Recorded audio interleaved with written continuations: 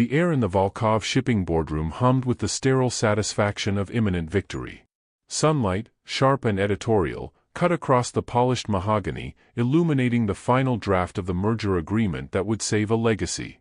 At the head of the table, Anya Volkov allowed herself a single, steadying breath, the weight of her father's failing health and the company's precarious future momentarily balanced by the pen in her hand.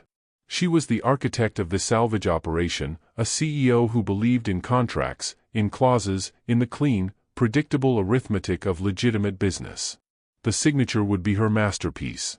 The rupture of that world was not dramatic, but surgical. The main doors did not burst open, they were simply held ajar by a man in a tailored charcoal coat, his face a blank slab of courtesy. Behind him, the familiar office sounds died, replaced by a thick, anticipatory silence. Then he entered. Alexander Varnin moved with the soundless gravity of a deep-water current. His arrival was not an intrusion but an occupation, recalibrating the very atmosphere from corporate to coroner's inquest. For other men, their suits expensive but cut for motion, not boardrooms, fanned out with silent efficiency.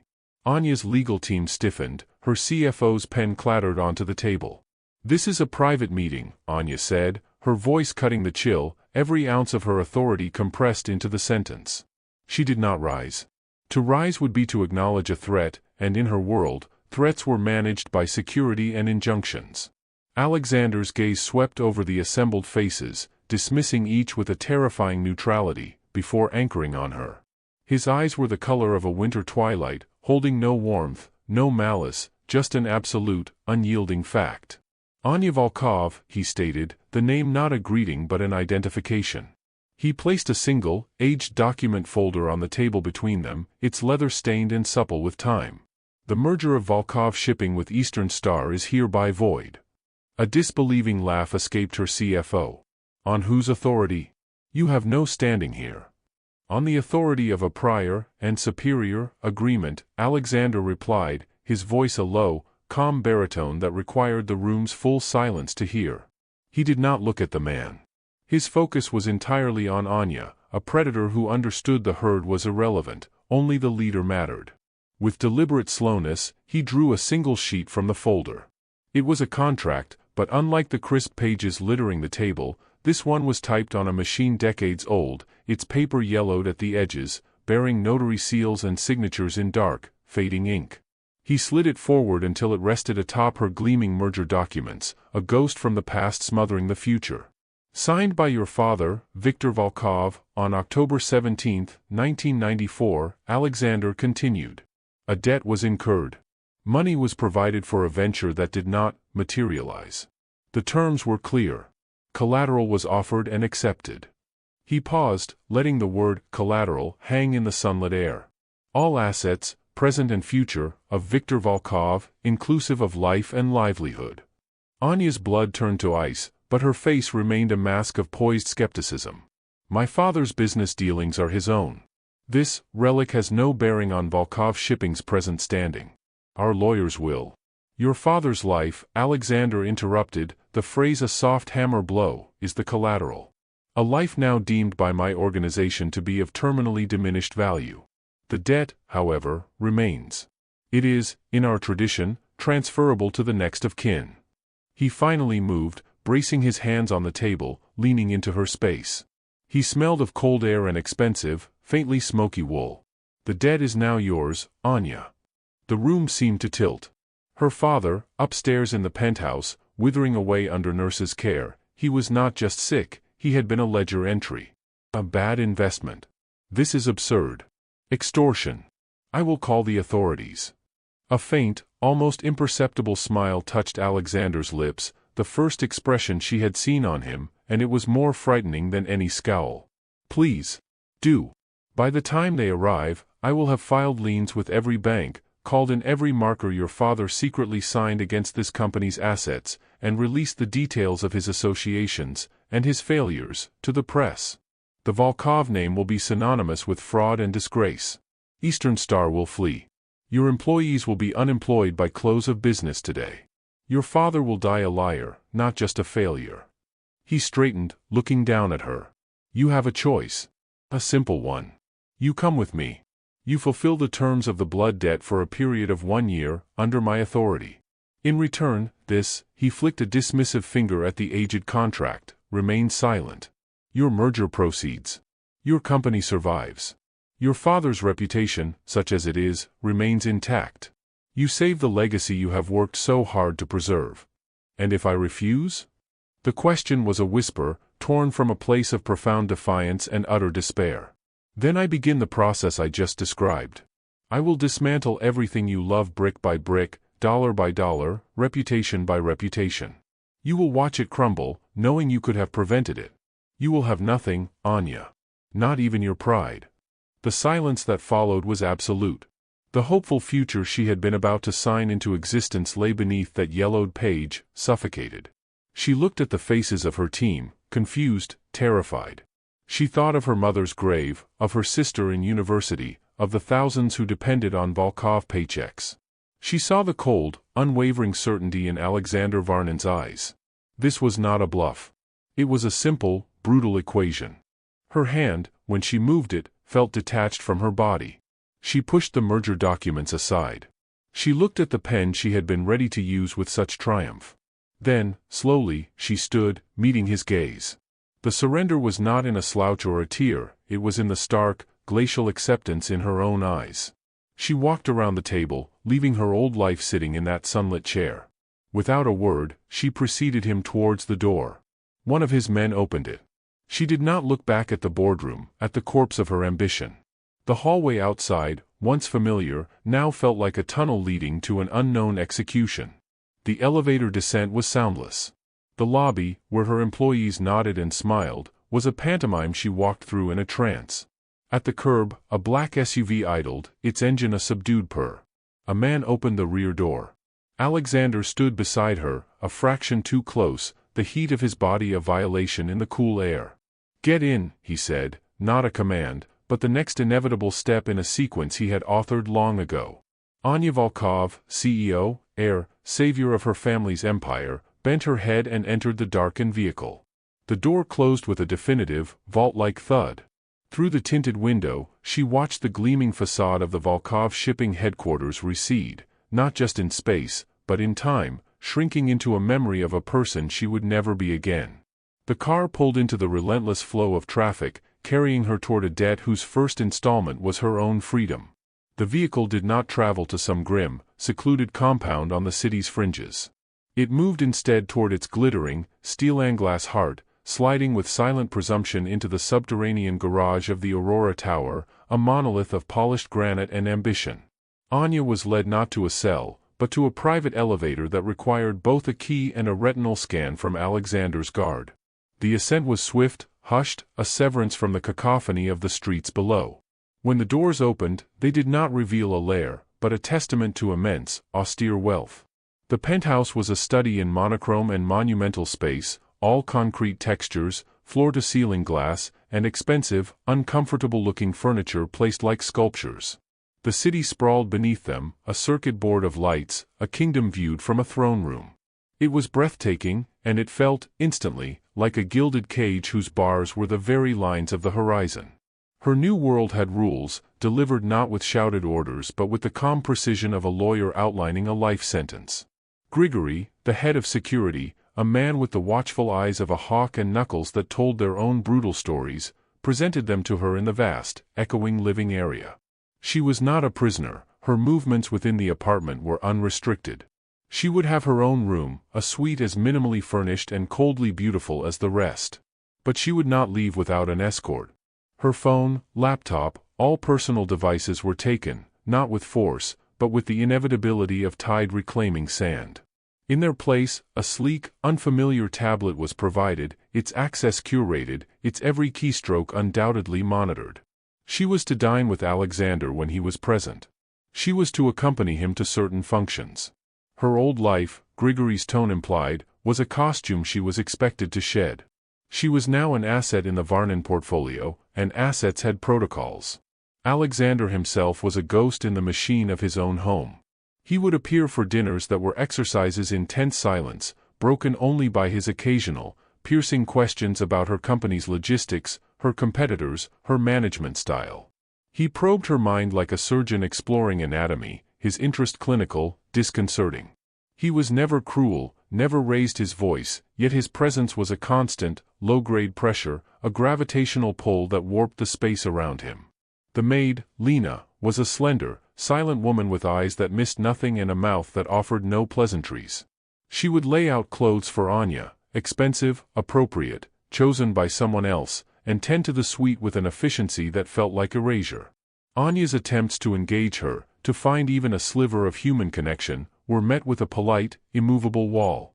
The only answer she ever received, whispered one evening as Lena placed a dinner gown on the bed, was, "Ask no questions. See only what he allows. It is safer." The isolation was a psychological acid. To combat it, Anya did what she had always done, she analyzed. She began mapping the rhythms of the penthouse, the comings and goings of the guards, the times the system seemed to shift. Her CEO's mind, trained to find efficiencies and vulnerabilities, turned against its new environment. One afternoon, finding a landline phone in a study alcove, a relic seemingly overlooked in this digital fortress, she saw a sliver of chance. Waiting until the shift change, her heart a frantic drum against her ribs, she lifted the receiver. There was a dial tone. It was the most beautiful sound she had heard in weeks. With trembling fingers, she began to dial her sister's number, each digit a tiny rebellion. She did not hear him approach. One moment she was listening to the ring, the next, a large, warm hand covered hers on the receiver, his chest a solid wall against her back. He depressed the switch, killing the connection. "Curiosity is a luxury here, Anya," Alexander's voice murmured by her ear, calm, almost conversational. He didn't release her hand. He guided it, with terrifying gentleness, to cradle the receiver properly, then placed it back in its cradle. A very expensive one. He stepped around her, his movement fluid, and pressed a button on the desk. A panel slid back, revealing a sophisticated console with blinking lights. "This line routes through a switchboard in the security suite downstairs." Grigory heard the pickup before the first ring finished. He turned to look at her, his expression unreadable. "Your sister, Mila, is currently taking a midterm exam in political science. She received a bouquet of flowers this morning with a note from a secret admirer. The florist is on my payroll." If you had connected, her phone would have pinged a location alert to 3 separate men whose only job is to ensure family members remain unburdened. The horror was not in the threat, but in the casual, total omniscience. He knew Mila's schedule. He knew the exam. He had sent flowers as both a message and a marker. He saw the understanding drain the color from her face. "This is not a game of escape rooms," he said, leaning back against the desk. "It is a lesson in reality. Your reality now. Every door you see has a lock I control. Every window opens to a fall. Your value is your compliance, and your intelligence. Do not mistake the former for the absence of the latter." That night, dinner was served as usual. He discussed a recent shift in maritime insurance premiums, asking her expert opinion. It was a bizarre, chilling normalcy. As Lena cleared the plates, Alexander spoke without looking up from his wine glass. "The man who delivered the flowers to your sister." He reported she seemed happy. She put them on her desk. He finally met her gaze across the table. "That is the information you wanted. That is how you get it here. Not through stolen calls. Through me." The lesson was complete. The cage was not defined by locks, but by knowledge. He had shown her its boundaries not with bars, but with the exact coordinates of her sister's desk. Anya retreated to her cold, beautiful room and stood at the window, watching the city's lights. They no longer represented freedom, but a vast, interconnected network of his influence. She was not in a dungeon, she was in the lighthouse, and the keeper controlled the lens. The gilded cage had just revealed its true nature. It was a panopticon, and his was the eye at the center, seeing all, granting the illusion of space while defining every limit. The defiance in her chest curdled into a hard, cold knot of strategic patience. To fight a system, one must first understand it. And so, she began to watch him back. The invitation, if it could be called that, was a command in the form of a black garment bag laid across her bed by Lena. Inside was a dress of midnight blue velvet, severe in cut yet sumptuous in texture, designed to both conceal and reveal in a way that felt like a uniform for this new, shadowed life. The event was a gathering at the Veblen Gallery, a place Anya knew from society pages as a nexus for the city's elite, but which Grigory, in his terse briefing, reframed as a neutral ground for various interests to converse. A marketplace, she understood, where currency was not just money, but information, allegiance, and threat. Alexander's instruction was simple: observe. Speak only when addressed. Your presence is the statement. The gallery was a cavern of white walls and concrete floors, the harshness softened by the low, conspiratorial hum of conversation and the clink of crystal. The art was aggressively modern, splashes of color and twisted metal that seemed apt reflections of the patrons. Anya moved at Alexander's side, her hand resting lightly on his arm, a poised and silent accessory. She recognized faces, tycoons, diplomats, a celebrated actress, all moving through the same rarefied air as men with watchful eyes and still hands. She saw how they approached Alexander, with a careful blend of deference and wariness, a half-step pause before offering a hand. He was a power source, and they were calibrating their distance from the radiation. Then came Dmitry Antonov. He cut through the crowd with a different energy, a swagger that felt deliberately provocative. Where Alexander was a still lake, Dmitry was a gaudy, churning river. His smile was wide, his suit a shade too bright, his entourage a step too close. "Sasha," he boomed, using the familiar diminutive like a provocation. His eyes, a glittering, unfriendly blue, slid to Anya and lingered. "And this must be the new collateral. The Volkov heiress. I heard you collected." Alexander's arm under her hand didn't tense, but the air around him seemed to drop a degree. "Dmitry. Your sources are as swift as ever. And as shallow. Anya is a guest." "Of course, a guest," Dmitry purred, taking a flute of champagne from a passing tray. "How is dear, dying Victor? Such a tragedy, to be undone by a few bad bets. Or," he paused, sipping, "was it the bet that was bad, or the man he placed it with?" He addressed the question to the space between them, his tone conversational, lethal. "I've been hearing such interesting stories lately. Old stories. About how some debts aren't born from misfortune, but from careful cultivation. A spider weaving a web for a fly who didn't know it could fly." Anya felt the words like a physical chill. She kept her face a mask, but her mind raced, connecting the hate in Dmitry's eyes to the yellowed contract, to her father's shame-filled silences. "A spider requires patience," Alexander replied, his voice devoid of all inflection. "A virtue you have never cultivated, Dmitry. You deal in rumors. I deal in facts. The debt is a fact." "Is it?" Dmitry leaned in, his cologne a cloying assault. "Or is it the fact of a son finishing his father's poison work? Tell me, Guzianok, little caterpillar, do you ever wonder why the web was spun just for your papa?" The childish, mocking nickname hung in the air. He was not just insulting Alexander, he was painting him as an heir to a tainted, manipulative legacy. With a final, slicing smile at Anya, a smile brimming with false pity, Dmitry melted back into the crowd. The ride back to the penthouse was conducted in a silence so profound it was like a third entity in the car. Alexander stared out the window, his profile carved from stone. The seed had been planted.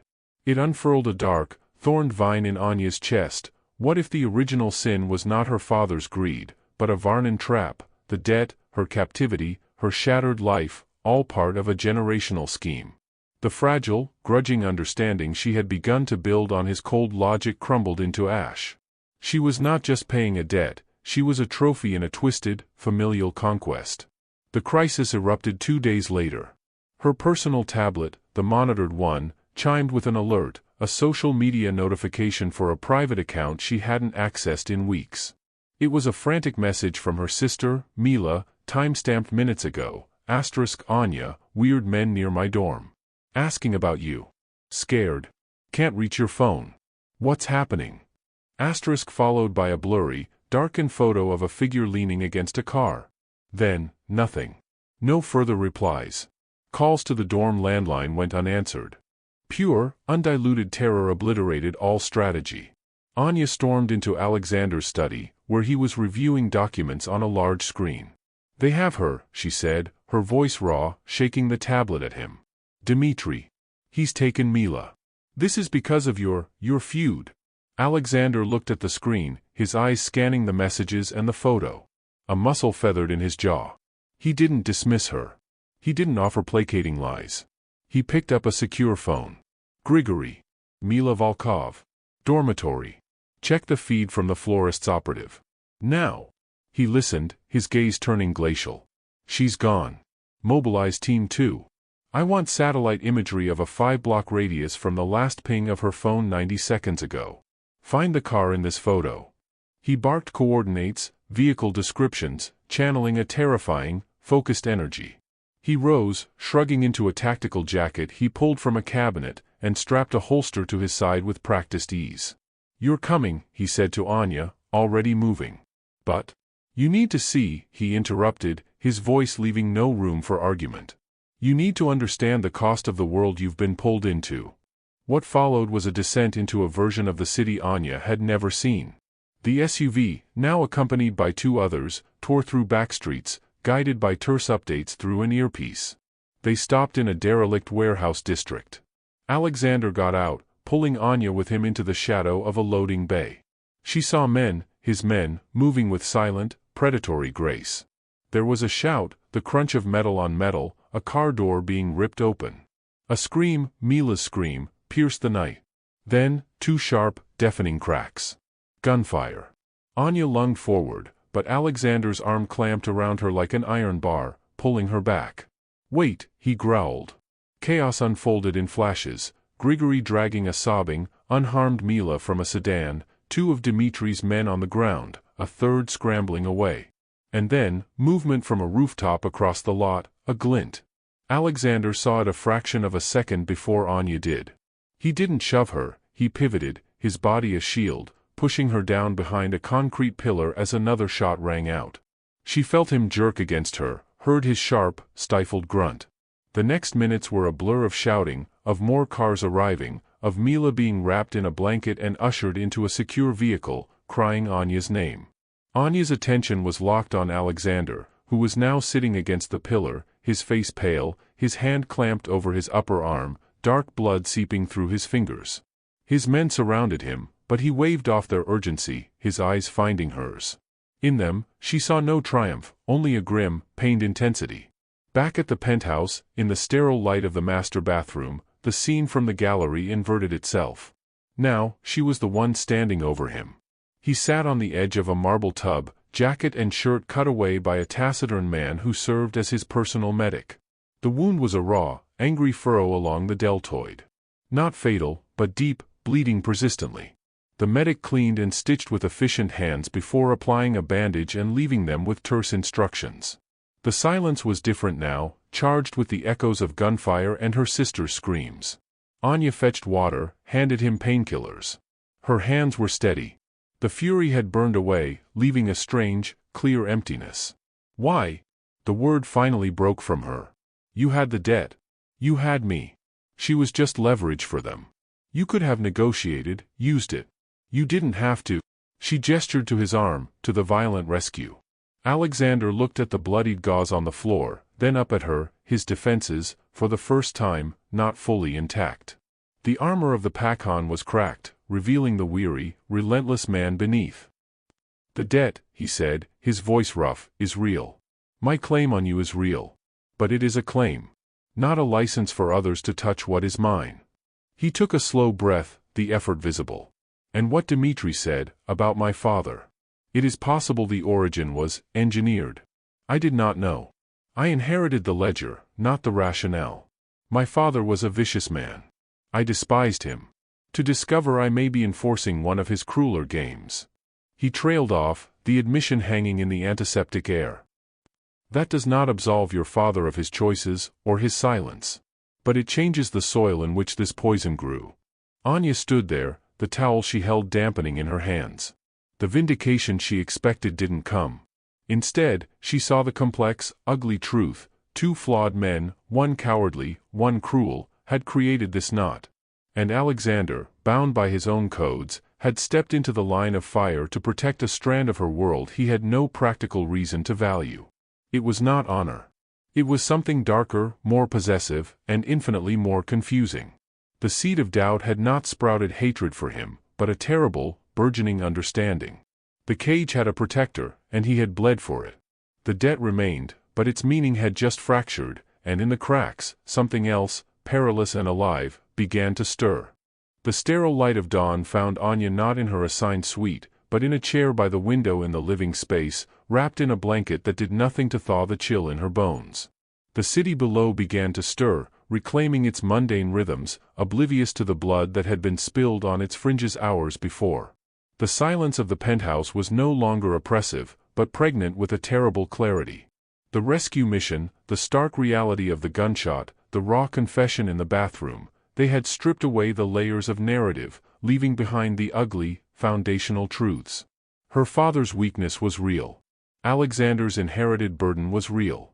And the debt, that ancient, yellowed specter, was a chain linking two families in a dance of ruin. But the man who had shielded her with his own body had shown her the chain's other end was not in the hand of a mere jailer, but of a warlord who, for reasons she was only beginning to fathom, had chosen to take the blow meant for her. A soft electronic chime announced a summons. Not from Lena, but from Grigory, his voice over the intercom unusually neutral. "Mr. Varnon requests your presence in the study when you are ready." The "when you are ready" was a new courtesy, a subtle shift in the axis of her world. She dressed in her own clothes, the simple trousers and sweater she had arrived in, now feeling like a costume from another lifetime. She entered the study. Alexander stood by the desk, his arm in a sleek black sling, his face pale but composed, the mantle of the Pakhan firmly back in place, yet it seemed to rest on him differently. The ghost of the vulnerable man from the night before lingered in the shadows under his eyes. On the desk, two folders lay side by side. One was the familiar, stained leather of the blood debt contract. The other was plain, gray, and modern. "Your sister is safe at a secure location with a therapist," he began without preamble, his voice cool but absent of its former glacial detachment. "She will remain there, under protection, until this Dmitri situation is fully resolved. She believes it was a random attempted kidnapping, thwarted by private security. It is better she thinks that." Anya nodded, the relief a solid, warm weight in her chest. "Thank you." He acknowledged it with a slight tilt of his head, then gestured to the old folder. "With your father's passing last night, the original contract is, in the eyes of the Bratva elders, satisfied. The life pledged has been surrendered. The legalistic hook upon which I claimed you is gone." He let the words hang, their implication vast and terrifying. She was, on paper, free.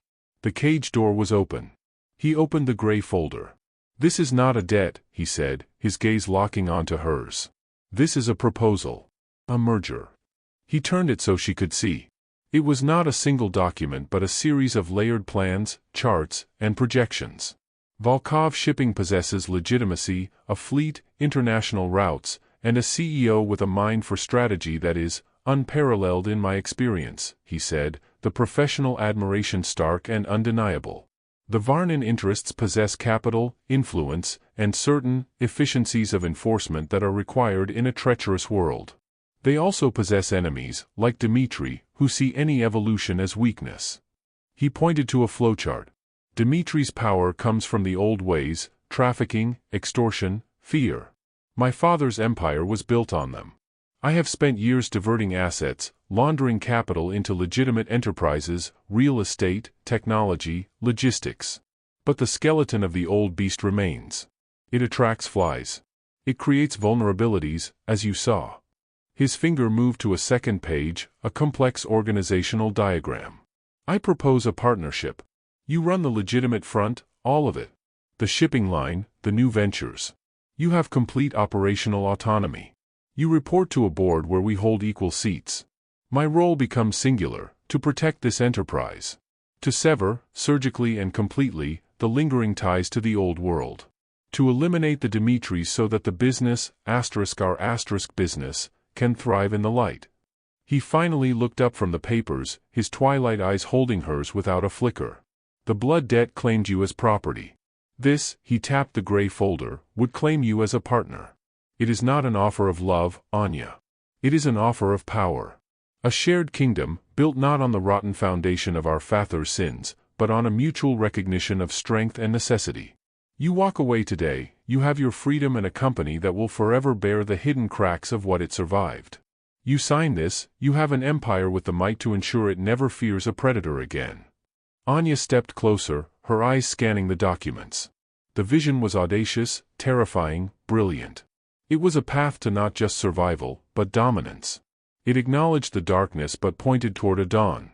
It treated her not as a prize or a pawn, but as the essential, equal component she had always been and he had finally been forced to see.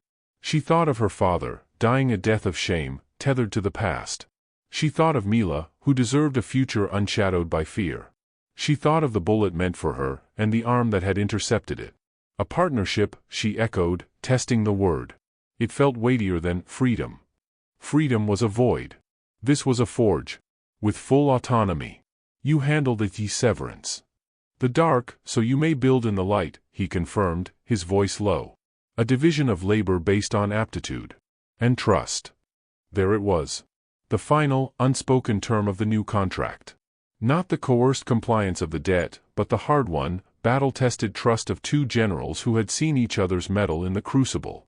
He had trusted her intelligence enough to offer her a crown. She had to trust his brutal competence enough to know he would hold the wolves at bay. She walked to the vast window, looking out at the empire he was offering her half of. The skyline was no longer a view from a cage, but a blueprint. The pen lay on the desk beside the gray folder. It was the same instrument of fate she had poised over her merger papers a lifetime ago, in a sunlit boardroom. That signature would have been a salvage operation. This one would be a declaration of war and creation combined. She turned back. He hadn't moved, a statue of poised potential, waiting for her verdict. In his eyes, she saw the reflection of the woman she had become, not Anya Volkov, desperate CEO, nor Anya Volkov, claimed collateral, but Anya Volkov, a force of nature who had stared into the abyss of a Bratva Pakhan and found not a monster, but a mirror. She picked up the pen. It was cool and heavy in her hand, a tool of agency. Without a word, she flipped to the final page of the gray folder, found the line awaiting her signature, and with a stroke that was firm, deliberate, and utterly without hesitation, she signed her name. She placed the pen down and met his gaze across the desk. "It seems we have a new venture to manage, partner," she said, her voice clear in the quiet room. A slow, real smile, one that reached his eyes for the first time, touched Alexander's lips. It was not a smile of victory, but of anticipation. "Then let us begin," he replied. The story of the blood debt was closed, its final page signed and filed away. But as the first true light of morning broke over the city, illuminating the penthouse and the two formidable figures within it, a new volume was opened. Its title was not yet written, but its authors now stood side by side, ready to inscribe it upon the world in ink both dark and indelible. Their story, born in shadows and forged in fire, has only just begun. To follow the treacherous ascent of this ruthless partnership, the dangerous alliances, and the passionate, volatile trust that will either build an empire or burn it all down, subscribe.